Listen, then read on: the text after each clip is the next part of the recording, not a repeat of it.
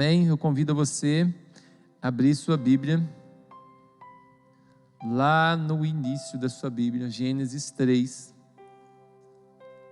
Gênesis, capítulo de número 3, versículos de 1 a 13.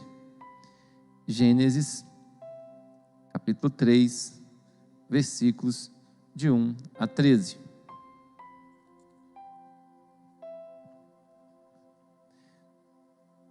Diz assim o texto sagrado da palavra do Senhor.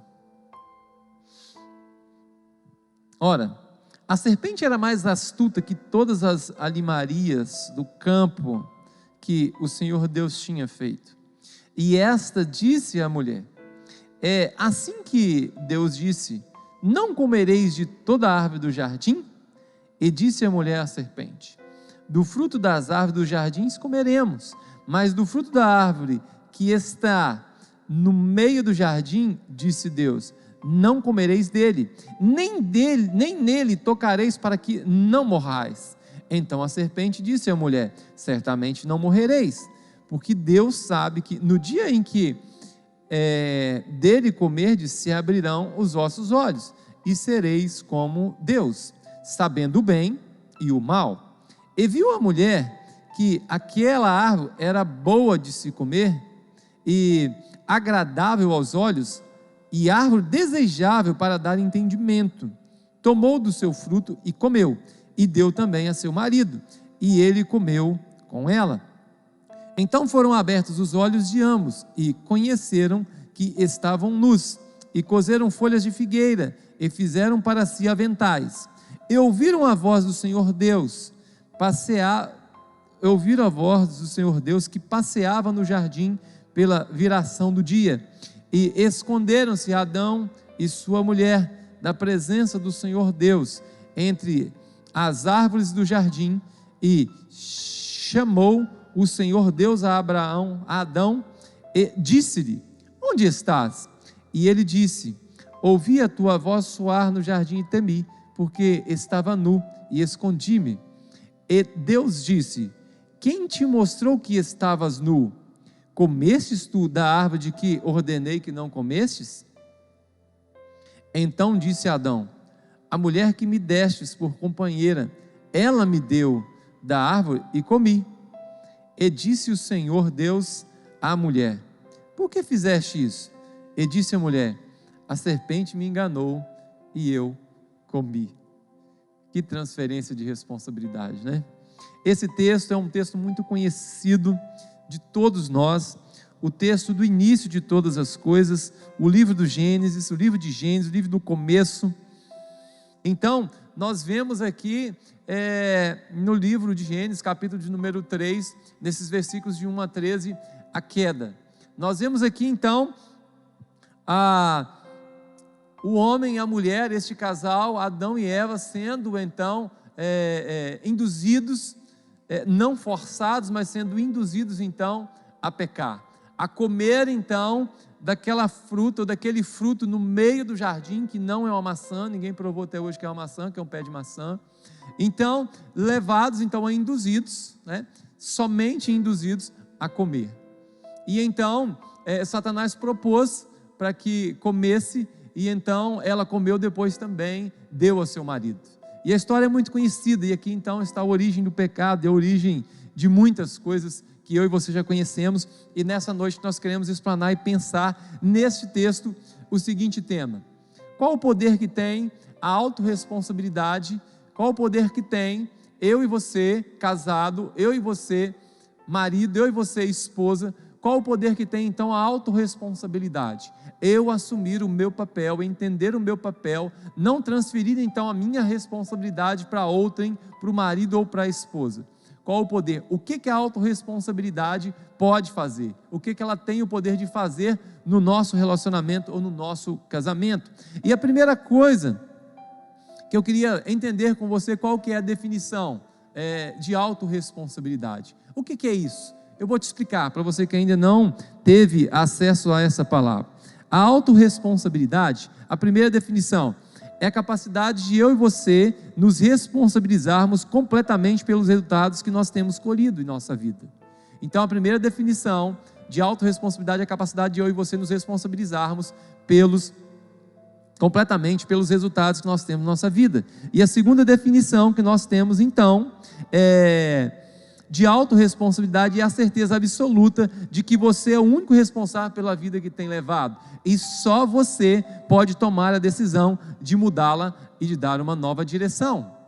Quando eu disse em você tomar a decisão de mudá-la, eu lembro do Jardim do Éden, do texto que nós estamos falando, em que eu e você, em que Deus está no controle de todas as coisas, e que eu e você, lá do Jardim do Éden, nós temos então a opção, a condição dada pelo Senhor então, da nossa liberdade de escolha, do nosso livre-arbítrio.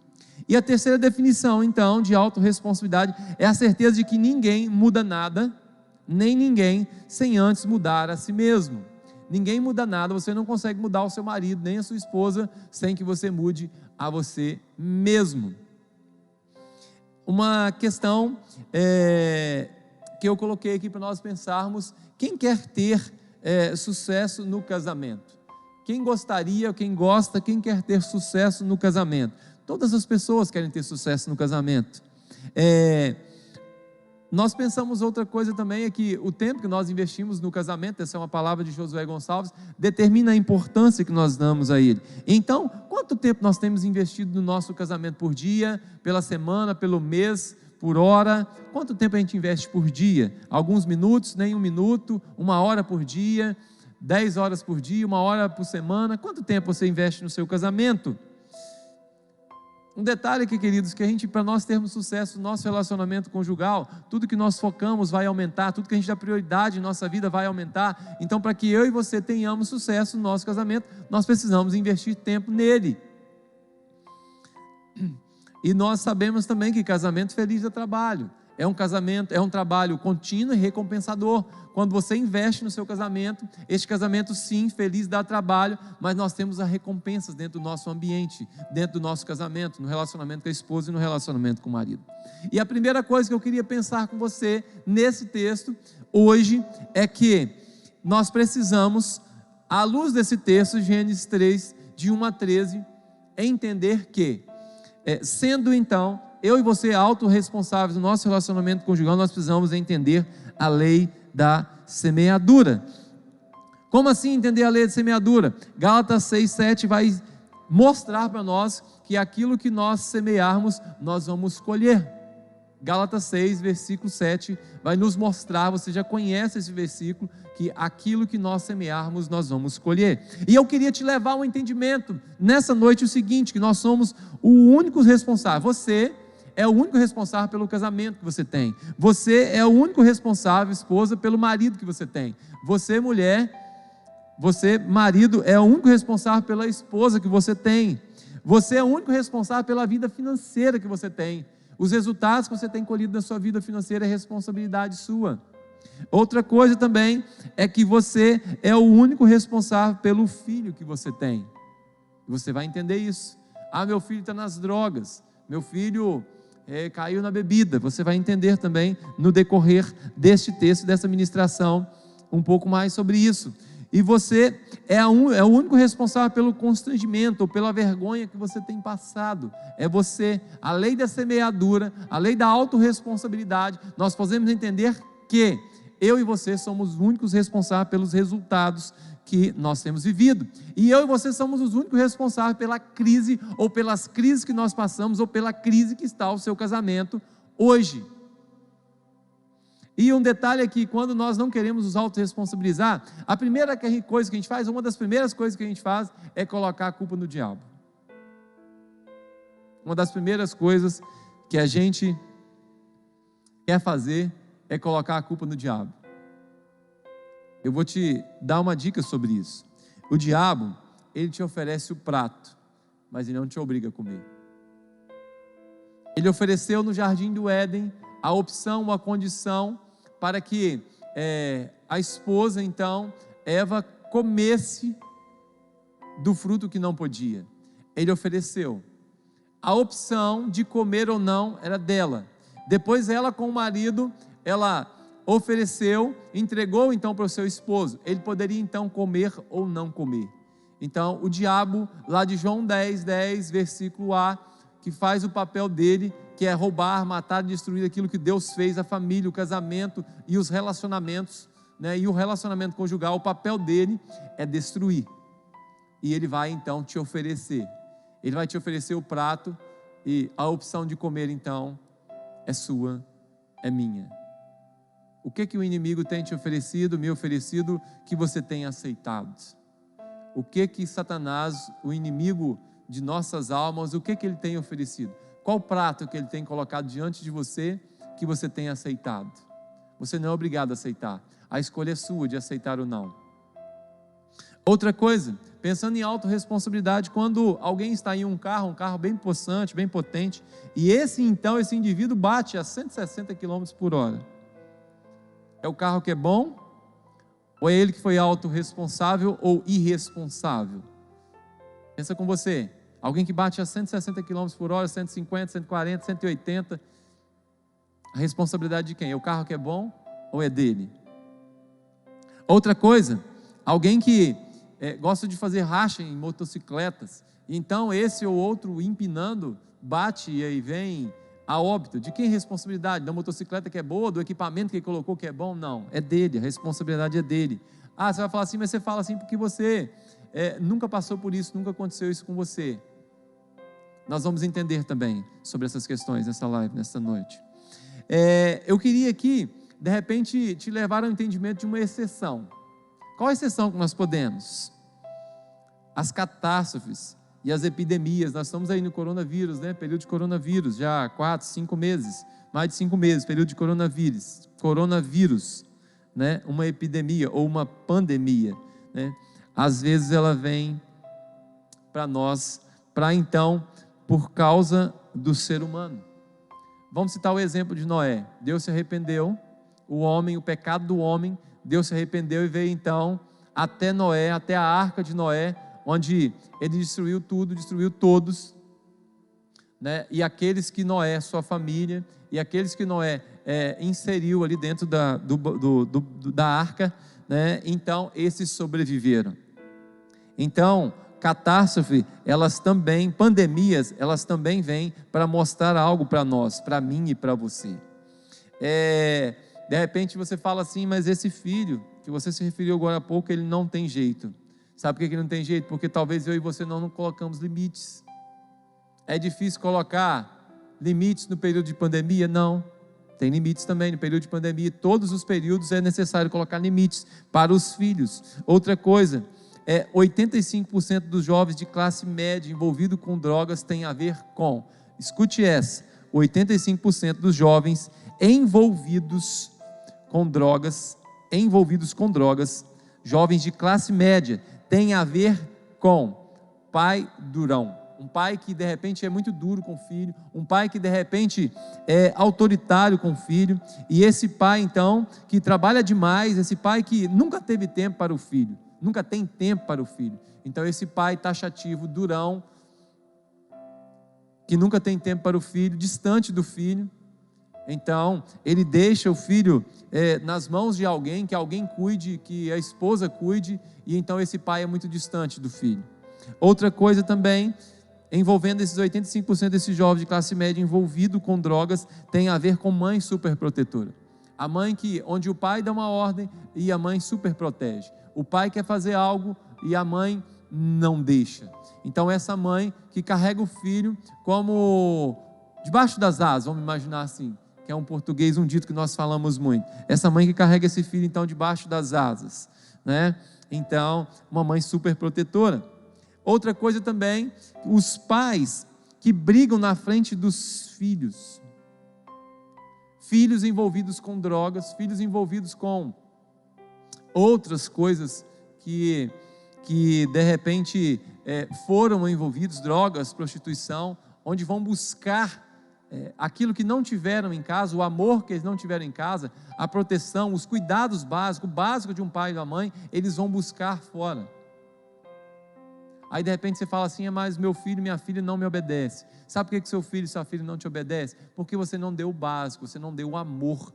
Então, filhos têm dificuldade com liderança, principalmente a sua, e depois outras lideranças também, porque eles não têm o básico, não têm o amor. Então, se nós queremos que nossos filhos nos respeitem, que eles não se envolvam com drogas e outras coisas mais, primeira coisa, nós precisamos suprir as necessidades básicas. Primeiro, o amor, carinho, atenção e por aí vai. Outras coisas também,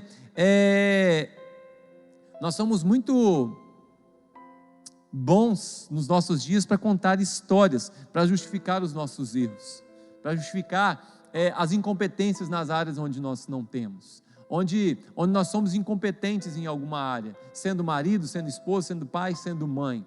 E nós contamos historinhas da seguinte forma: tem 3 tipos de historinhas. Tem historinhas verdadeiras, e tem historinhas que são brincadeiras, e tem historinhas que são mentiras ou exagero. Um exemplo: alguém que quer fazer para você entender melhor, alguém que quer fazer uma dieta, né? E então essa pessoa fala assim: você está caminhando? Não estou caminhando não. Mas por que você não está caminhando? Não, está muito frio. Porque eu não consigo acordar cedo. Essa é uma historinha que a gente conta. O frio, a gente coloca a desculpa no frio, não consigo acordar cedo. Essas são as historinhas que a gente vai contando no dia a dia.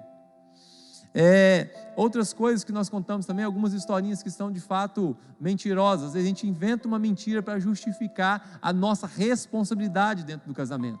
Outra coisa que a gente faz também é arrumar uma piadinha, uma brincadeirinha para sair do assunto, então para justificar a nossa falta de responsabilidade ou a necessidade de autorresponsabilidade que nós temos. Outra coisa, a área da minha vida e da sua vida onde nós estamos muito ruins, é onde nós justificamos, é onde nós contamos historinha.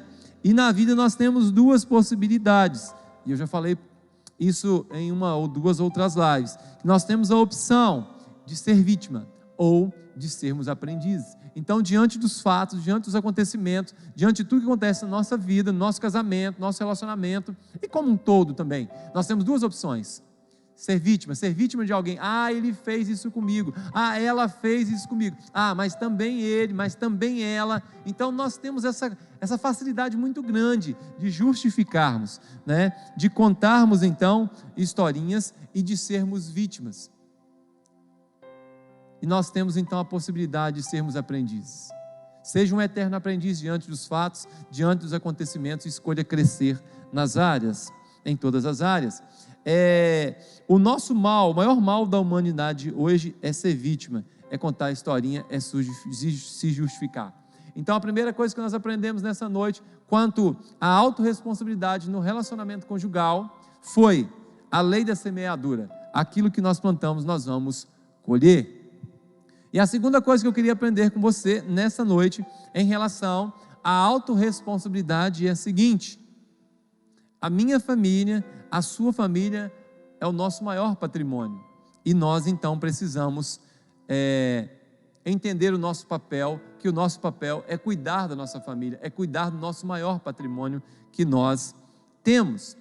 Gênesis 2,18, nós vamos entender à luz da palavra que lá foi instituído o casamento. Não é bom que o homem esteja só. Gênesis 2,24, nós vamos entender que Gênesis 2,24, Efésios 5,31, Mateus 19,6, que nós precisamos então deixar pai e mãe. Portanto, deixará o homem pai e mãe e iniciar sua esposa, sua mulher, e tornarão uma só carne. Aqui nós vamos entender a instituição da família em Gênesis 2,24. E em Provérbios 19,14 nós vamos entender que a esposa sobre a esposa. A casa e os bens são herança dos pais, porém a esposa prudente vem do Senhor. Ainda sobre família, que a minha família, meu maior patrimônio, que meu entendimento, meu papel é cuidar, nós vamos aprender lá em Efésios 5, no versículo de número 22, o papel da mulher: se sujeitar, estar sobre a missão, ou exercer missão de apoio. É uma maneira inteligente, submissão é uma maneira inteligente de lidar com as diferenças no relacionamento conjugal, ou com as diferenças no casamento. Lá em Efésios 5, versículo de número 25, nós vamos entender o papel do marido, que é amar e dar a sua vida pela sua esposa, que é amar e dar a vida pela sua mulher. Quantos hoje então, maridos, teriam coragem de falar assim: não, pela minha esposa, pela minha mulher, eu morro? Ontem, conversando com a minha esposa, acho que foi ontem, um dia desse, bem recente, né, me perguntou se eu teria coragem de dar a minha vida por ela. Será que eu e você teríamos coragem de morrer pela nossa esposa? Responde para você. Responde para você. Então esse é o nosso papel. Salmo 127, versículo 3, ainda sobre família, ainda sobre a minha família, meu maior patrimônio, meu papel é cuidar. Salmo 127, versículo 3, filhos são herança do Senhor, fruto do ventre do seu galardão. Então os filhos são uma herança, uma recompensa de Deus, um presente de Deus, e os filhos são uma herança do Senhor, o fruto do ventre, o seu galardão, uma recompensa de Deus, um presente de Deus para nós, um presente de Deus para mim e para você.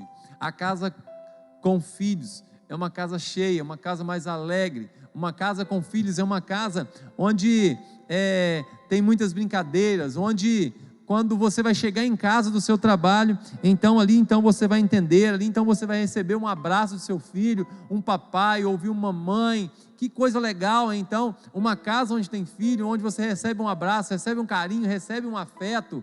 Casa onde tem filho não é a mesma casa onde a casa que não tem filho. E você que ainda não tem filho, nós vamos orar para você hoje, tá bom? Nós vamos orar para você, você que não tem filho.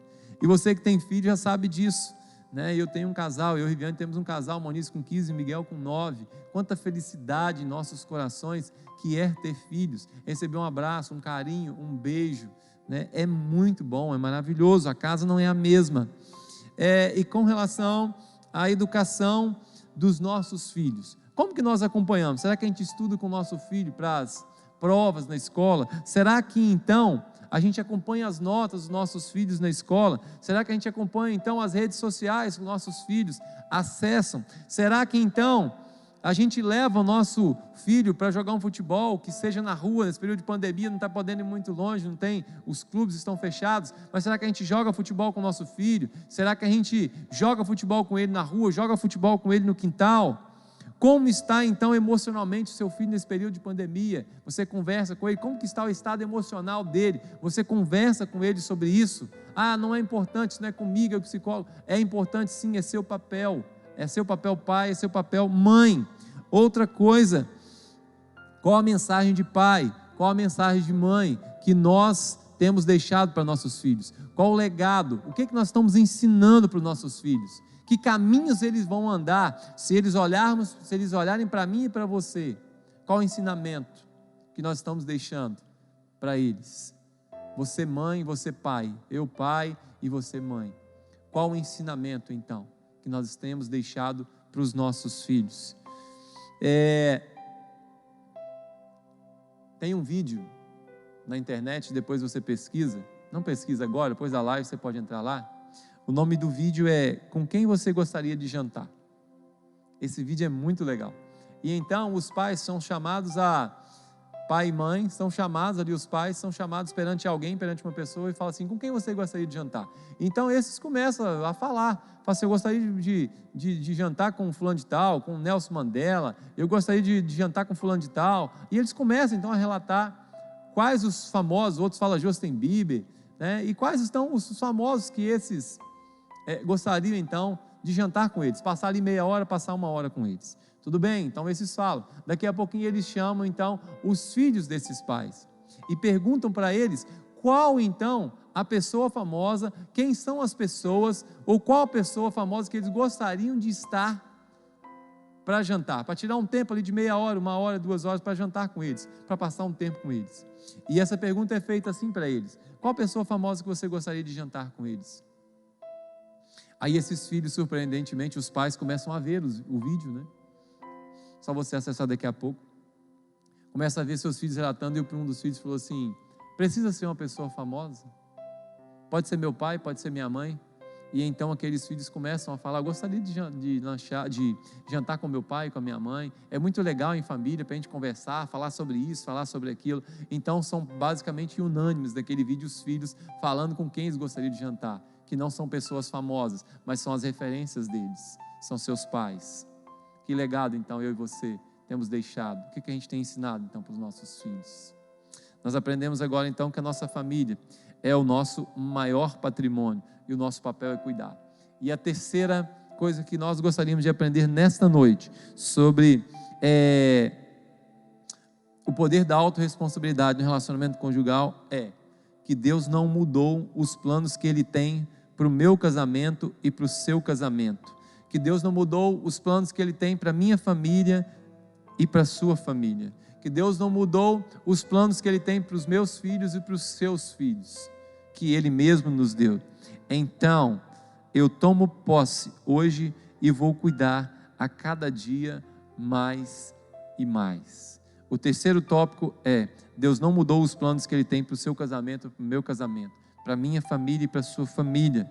Quando eu disse que em Gênesis 2,18 Ele instituiu o casamento, Gênesis 2,24 instituiu a família, Mateus 6,11 vai dizer para nós que Deus deseja que cada família tenha sua provisão. Então Deus deseja que cada família tenha então a sua provisão.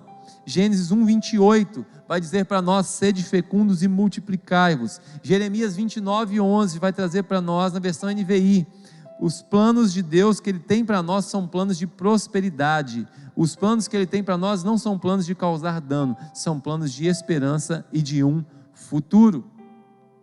Outra coisa, os planos que Deus tem para mim e para você nunca mudaram, nunca vão mudar, e eles vão se cumprir na minha vida e na sua vida, na sua casa e na minha casa. Os planos que Deus tem são planos de nos fazermos prosperar e não de nos causar a nós, para mim e para você, causar danos. Os planos são planos de paz, planos para mim e para você, conforme diz Gênesis 1,28, sede fecundos e multiplicai-vos, ter filhos. Esses são os planos que Deus tem para a minha família e para a sua família. E Deus deseja que a minha família, em Mateus 6,11, deseja que cada família tenha sua provisão em todas as áreas, provisão financeira, provisão emocional, provisão espiritual, provisão em todas as áreas possíveis. E esse terceiro tópico que a gente fala que Deus não mudou os planos que Ele tem para a minha família, para o meu casamento, para o seu casamento. Eu queria te desafiar nessa noite a pensar o seguinte: por que continuar sendo a mesma pessoa, sendo o mesmo marido, sendo a mesma esposa, se nós podemos ser um marido melhor ou ser uma esposa melhor? Por que então continuar sendo essa mesma pessoa que a gente tem sido, se nós temos a possibilidade de decidir hoje a ser autorresponsáveis e mudar, e assumir o nosso papel dentro do casamento, dentro do nosso relacionamento? O melhor da minha vida e a sua vida só vai começar quando nós fracassarmos e não colocar a culpa em mais ninguém, assumir o nosso papel. Foi muito fácil no Éden, para a Eva, então, quando Deus chega perto dela e conversa e fala assim, chega para Adão, perdão, e diz: o que aconteceu? O que aconteceu? Lá nos versículos, Gênesis 3, vamos acompanhar novamente.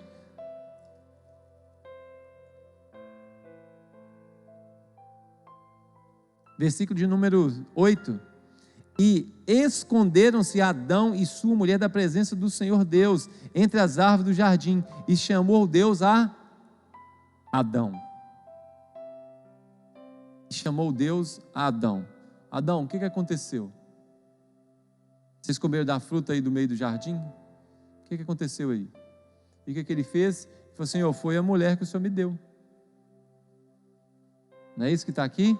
E ele disse: ouvi a tua voz soar no jardim, e temi, porque estava nu e escondi-me. E disse: quem te mostrou que estavas nu? Comeste da árvore que ordenei que comesse? Então disse Adão: a mulher que tu me deste por companheira, ela me deu e comi. Versículo de número 13. E disse o Senhor Deus à mulher: por que fizeste isso? E a mulher disse: a serpente me enganou e eu comi. É muito mais fácil transferir a responsabilidade para alguém ou para alguma coisa. É muito mais comum É muito mais conveniente transferir a responsabilidade para alguém. O normal é nós assumirmos a nossa responsabilidade, a nossa autorresponsabilidade e dizer, bater no peito e dizer assim: eu sou o marido dessa casa, eu sou a esposa prudente dessa casa, e assumirmos o nosso papel em todas as áreas. Então nós entendemos nessa noite que a primeira coisa, à luz do texto de Gálatas 6, versículo 7, é que o que nós plantamos nós vamos colher. E a segunda coisa que nós aprendemos é que a minha família, a nossa família é o nosso maior patrimônio e nós devemos, e o meu papel, o seu papel é cuidar. E a terceira coisa que nós aprendemos nessa noite foi que Deus não mudou os planos que Ele tem para o meu casamento e para o seu casamento. Queridos, tudo o que está escrito aqui, nessa Bíblia, na palavra de Deus, para a minha família, para o meu casamento, para a sua família, para o seu casamento, para a sua casa, vai se cumprir. Porque a Bíblia, você pode dizer para você, dizer assim agora, nesse momento, fala: eu sou o que a Bíblia diz que eu sou, eu tenho o que a Bíblia diz que eu tenho, e eu posso o que a Bíblia diz que eu posso. Então o que essa palavra tem, vai se cumprir na sua vida, na sua casa, na sua família, porque Deus não é homem para que minta. Amém?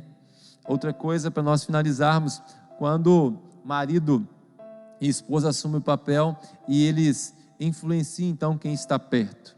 É normal, é natural. Quando eu e você assumimos o nosso papel em todas as áreas, e agora especificamente no relacionamento conjugal, nós conseguimos influenciar quem está perto.